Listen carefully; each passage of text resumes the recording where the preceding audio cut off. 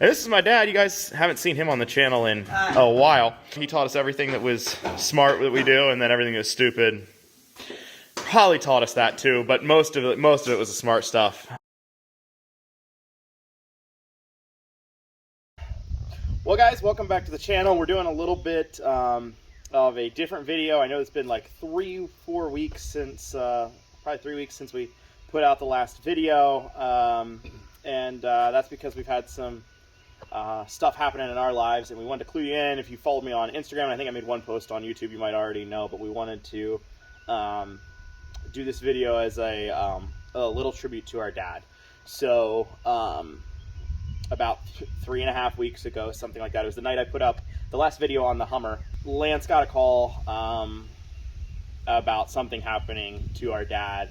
He lives in Colorado, we're in Pennsylvania, and so he called me, and really the whole story is that our dad had passed away while he was at work, and so obviously that had a lot of different implications for the things we've done. Hopefully you've never had to, you know, have one of those phone calls, but if you have, it puts everything in your life up in the air, and a lot of things get pushed off. And one of those things for me was YouTube. There wasn't time, there wasn't anything. I didn't have enough videos made to go through all the planning and things that we were going to do. So we hopped on flights literally within the next, I don't know, 8 hours, 12 hours, something like that, and flew to Colorado and started dealing with the things you have to deal with there. So we don't, just for, you know, info, we don't really know what happened. He was just at work, and there was, you know, something must have happened. It doesn't seem to be any accident, heart attack, aneurysm, anything like that, but they just sort of found him at the end of the day. So we don't know what happened, but he was in extremely, you know, good health, everything, but something must have happened sort of medically, but we don't know what that was. So, but what I really want to do is, it's not supposed to necessarily be such a sad video, we wanted to kind of like talk about him, because everything this channel is, everything that you see, and honestly 99% of Lance and I's lives and our family's lives, we have two other siblings, we have another brother and a sister too, everything you see on here is 100% because of our dad. So we wouldn't take on these freaking crazy projects. We never would have rebuilt the Duramax, like, or even thought that was a possible type of a thing, you know, without him. So we're going to share just a couple fun stories. The reason we have the Chevy truck here, the 2018, and the Hummer, is because these are the two last vehicles that he helped us with. Actually, Lance, you want to share the part about the Hummer? Because yeah, it's kind of interesting, actually. Yeah, these were definitely the last two he helped us with. Actually, the last one that you would have been able to see him in was with the truck. Yeah. I think he's actually in that video. But the funny one with the Hummer that I don't think he was in any of that footage, but it was just funny, is we were sitting around here on a Sunday. Actually, Dad had flown in to see the new baby that Spencer, you know, had announced on the video and everything like that. Dad had flown in to see the baby, and we're just sitting around, you know, family time kind of thing on a Sunday. And I knew the brakes had to be fixed on the Hummer. And Dad is one of those guys that, like, if work is happening, he can't resist, you know, getting involved somehow. Like, you know, he just would never sit around and just watch, okay? But we're sitting around the living room, and we decided we wanted to go off-roading, and we knew we had the new brake lines for the Hummer. So we're like, hey, you know, let's go put brake lines on the Hummer. What do you think, Dad? And Dad's like, nah. He's like, it's just nice just to be sitting around with family and stuff. I was like, yeah, we can all be with family in the driveway. He's like, yeah. He's like, whatever. He's like, you know, let's just hang out in here. I was like, okay. I was like, hey, Spencer, let's go outside and work on the brake lines on the Hummer. And maybe we can just get Dad to sit in a chair so he can relax and just watch us. And like, I'm just doing this all like super like facetiously and sarcastically. And the truth is that before I even got like to the one room in my house to like put my shoes on, Spencer and Dad had already made it outside, and I put my shoes on, and Dad was underneath the Hummer. And I don't know, I think we have like a few pictures or whatever. Maybe we can upload those. I'll put them up. Yeah, I'll put them up right now. But he could not resist, you know, just, getting involved. If he was watching something, he had to be involved with it. Yeah. And he did like 80% of that job. Yeah, absolutely. And in brand new clothes. Yeah, because like we weren't going to get dirty. It was just going to be a quick thing. It ended up being a complete nightmare, but that's not here or there. But wasn't because of him. No. If anything, he made it better than what it was. But yeah, it was just a hard job. That's all. Yeah, and then the Silverado, which was around like last Christmas, and he was here when we were finishing this up. And he had broken his hip in October. Like he was building a brand new. I was so excited for him because he's had some shops and different things along the way, but he was building like his sort of dream shop. Of course, it could have been bigger because like who can't use more space? Can't use more space. Yeah. But he was building a pretty big shop and fell off the roof of it while he was doing it. Yeah. And he was 65 years old at the time and started walking again with no weight on it for like 3 months, I think, or 2 months. Started just barely walking on it for this, so we had to sit him in a chair to do it. And then by like, I don't know, a month ago, he was in the Caribbean and was playing volleyball, beach volleyball in Mexico. So love and life. Got it completely healed up from that. But so we wanted to share a couple other stories. I'm going to throw a couple videos in here. I think the biggest one we got to go over is like love of cars for sure, but specifically Corvettes. Like we both love Corvettes.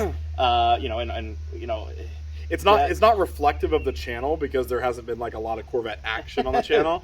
That's just because we're both poor. I'm a little bit poor and Spencer's a bit poor. Yeah, that's but we're both just like poor. Yeah. And, every vehicle we need, like we have to, like there's no. These look like they're like fun vehicles, but like everyone we like flip or make money on in some way. Like we don't have any. We don't have a lot of just fun vehicles. Yeah, no like toys. Just the race car, which is just a body, and the Sky maybe. But so he got. It's kind of crazy. Like he was like 12 years old and got a ride in a Corvette at the local gas station because you could ride with strangers then and talk to strangers as a kid. And that's like kind of ignited his love for him. When he turned 17, he got his first Corvette. He'd already had some other cars, but got his first Corvette. It was a 61.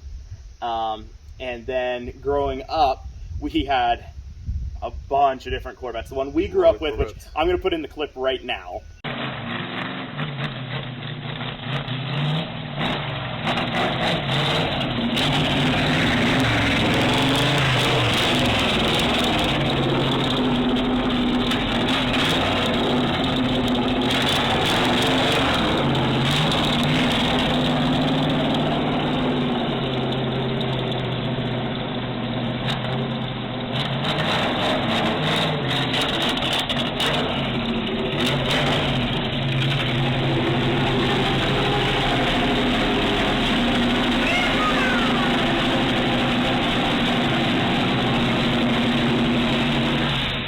His 61 Corvette. He put a 427 in it. It was one that is sitting in a field just around our neighborhood and different stuff.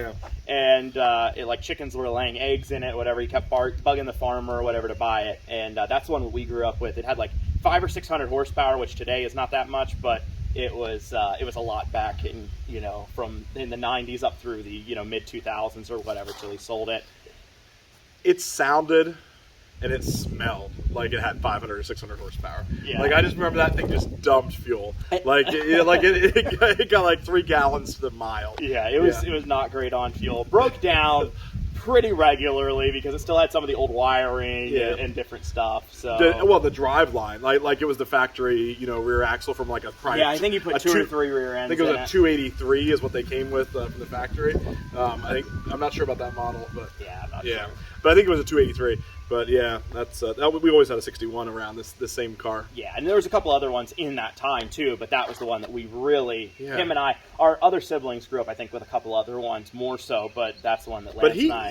He had bought and sold in my lifetime at least, and in your lifetime, probably 8 others or something like that. I think all in all we did a count and it was like 39. Yeah, it was 39 or 40. And his 39th, which I put this post up on Instagram too, was and he still has or had a 2013 Grand Sport. He was just talking about doing twin turbo on it. Like that was his next thing. He was either going to twin turbo or go up to the C8. Like that was his idea on that. So that was really good. One of the other ones is when I was in high school, he bought a 2005 Corvette. This is like maybe 2007. This would have been around 2007. And we went to grab some fries and root beer, which is what we did like every Friday together at our local like drive-in restaurant. If you're in central Pennsylvania, it's the Red Rabbit, which is pretty famous, a pretty famous little diner or a drive-in restaurant. And so it was a convertible. So we were leaving like the parking lot of this drive-in restaurant, and we needed to go left, but we had to go right because it was just absolutely crazy busy traffic. It's near like the local, like it's on the way to the local college, and they were having a football game that weekend or whatever, and you can't do anything for like anywhere within 2 hours almost of State College, Penn State, Pennsylvania, when there's a game day. So we make our right-hand turn out to go, and then Dad sees that the oncoming lanes are now open. Like you could actually turn, but we're doing like 35, 40 miles an hour. And he just cranks the thing, like on the throttle, sideways across 5 lanes of traffic. Because we were in the far right lane, we ended up on the berm on the other side, heading the right direction. My fries flew up into the air with the convertible top down. And somehow, I don't know how, they all landed back into the bowl. Like the bowl flipped the right way that they were in, or the little carton, and then they all went inside. So I don't know exactly how that happened. Yeah. Geographically speaking, we should name that event. Yeah. I'm not sure what it should be, but you know how there's like the Immaculate Reception, it was or something whatever. Along that it's like way. the deep fryer debacle. I don't know, but it worked. And one of the other car related ones, you got to tell about the cts-v. Oh yeah. So my dad had worked for a little while in a automotive related field. Actually, most of our life he did general construction, like residential construction. But for the last couple of years of our lives, he worked in the automotive field, and he would get to take different cars home that needed, maybe some repairs or checked out, or sometimes it was just whatever car had the most fuel in it. He just take that one home from the car dealer lot. But this particular vehicle was a cts-v, one of the like 09, 2010, style ones that has like I think 556 horsepower, and he needed to do new tires on it the next day. So when he brought it home, he goes, "That's it." He's like, "We're just smoking the tires off this thing."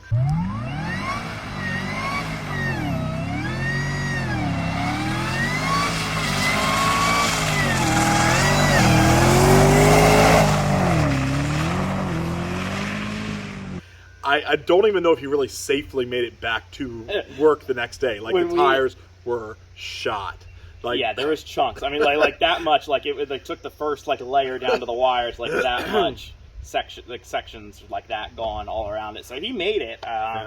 So that was one of the most fun things was burning the tire. And if anybody because we're friends with the family who had that dealership, if you guys are watching this, that was the thing that happened. And yeah, sorry about that. Yeah, it was a lot of fun. Yeah, things like that didn't happen a lot, but it did happen that time. And then and my dad's love for cars started really early. One of the craziest ones was that we didn't even know this story till we started talking to some of our aunts and uncles and stuff. Was him and his older brother. He was the youngest in the family. Yeah. And he, I think, was 7 years old, or maybe he was 5, and the older brother was 7. I'm not sure exactly on the ages, but too young. They got the keys to their mom's car. Yep. And one operated the pedals, one operated the steering, and drove it. I don't know how far they made it, but they made it out of the driveway. They drove the car like something from a movie. Is what it is really what it was like. And just crazy. And one of the other things, I wish we had some of these clips that you're, seeing in here were filmed with really old cameras. So I apologize about that. So, back in 2003, 2004, the digital camera weren't quite what they are today. And, but a lot of the stuff that we have from recent, we've done a bunch of trips, to Moab. He was in love right now with razors and doing that stuff. Every weekend they almost it seems like every weekend him and the whole family go out and do razors with the family that's out in Colorado. But they just do crazy stuff. We've done Moab, sand dunes, all those things. And I mean, I don't want to mess you up on that, but do you know what's a good old story? Yeah, go ahead. Okay, now this didn't happen in my lifetime, but one of his many 39 Corvettes was a 70 style. I'm assuming like 71, 72, because Dad specifically had a saying that like it wasn't a real Corvette if it had rubber bumpers. So I know that like the 73s when they switched over to the rubber bumpers, but you know, a Stingray style like 70s, maybe late 60s. With the side pipes, if you can imagine the chrome side pipes with all the holes drilled in them and everything like that. He had one that was like must have been straight piped, a lot of good compression on that engine, and he was pulled over by a cop, and the cop came up and asked him if he had like mufflers. Yeah, that's right. Yes, yeah, that's the word I'm looking for. He asked him if there was mufflers or baffles in there. And he goes, yeah, he's like, I think so, or something, whatever, just trying to get out of this ticket. And the guy's like, oh, well, he's like, I want to hear you actually start it up. I want to hear what this thing sounds like. And so, sure enough, Dad goes ahead and fires it up. And the exhaust, when he fired it up, literally blew the trooper's hat off of his head. And the hat went rolling like in a cartoon or whatever. And going down a hill. Down the embankment. And the guy was just running after it, just like whenever you lose a receipt in a parking lot or something like that. And I think he finally stood on it, got a hold of it, came back up, was so embarrassed by what happened to him that he just looked at my dad and was like, just get out of here and get mufflers on that thing, and left. No ticket, but just was super embarrassed. I know, yeah. The tickets thing that he got out of were always nuts because, I know recently he got like a 98 mile an hour, 96, or I don't know, in the 90s, somewhere between 90 and 100 in New Mexico, or one of the states where they take you to jail if you're over, or it's whatever serious offense, and got out of that one. I know he had 103, maybe something like that in Virginia. Got one, and he was just following another car that was going really fast. But they got him. He got out of that one, I think, with just a warning or failure to obey posted signs or something. Yeah. But there's a million stories. He went to dinner with Dale Earnhardt back in the big Dale Earnhardt fan. Do you have a picture of that? I don't. I cannot find it. I can't find that. But okay, I did look for that. Yeah, we do. We have some autographs and stuff somewhere in a box that we can't find. Yeah, totally had actually rode in the limo with Dale Earnhardt. They picked him up for a banquet type dinner that Dale Earnhardt was the keynote either speaker or guest or whatever. And he got to hang out with and meet Dale Earnhardt, which is just awesome. Who's his favorite driver? Our favorite. Yeah, driver. Our whole family. Yeah, we were huge Earnhardt fans. So yeah, we have so many. I mean, literally, we could sit here for the next hour at least and talk about all the different crazy stories. He was the most resourceful person that we've ever met, and anyone who's in our sphere. Pretty much, if I don't think anyone would disagree. That's if you're on a deserted island, he's the guy. Yeah, he's like the MacGyver, guy type of stuff. Ridiculous. Some of the things he's worked on and figured out are just absolutely crazy. And Lance and I were just reflecting before this video on just how many things a week we call for advice, because obviously we're in the garage wrenching all the time, but we still run into a million things that he had an answer to. So we're just to be completely honest, we're not doing great, but we're doing okay. We're going to get through it. It's been a couple weeks now, so but as far as the channel for you guys, we just want to share those couple fun stories with you. And we as far as the channel goes, we're going to be pretty much back to it now. We just had so many things. We had 2 vacations that were planned. Each of us had a vacation. He was going with his family camping. I was going to California to visit some other family. And those were planned 6 months ago. And it just happened to fall right as all of this happened. So we still did those vacations and stuff. But I didn't have enough content ready to go. But we're back. We are in the garage. Every day I've got multiple videos that we've already worked on and stuff. So it should be back to a pretty much normal schedule here. So. But hope you guys enjoyed it. I mean, I think we made this probably for us more than anybody else. But if you want to share, and that's really cool. We're happy to share some of these stories with you guys. So thank you guys so much for watching. And I really appreciate it. When I posted things, everyone has given their thoughts and prayers, and that's it actually really does mean a lot. It definitely brightens your day to know people are out there thinking about you. So. Thank you guys for all of that, and thanks for watching. Have a great day.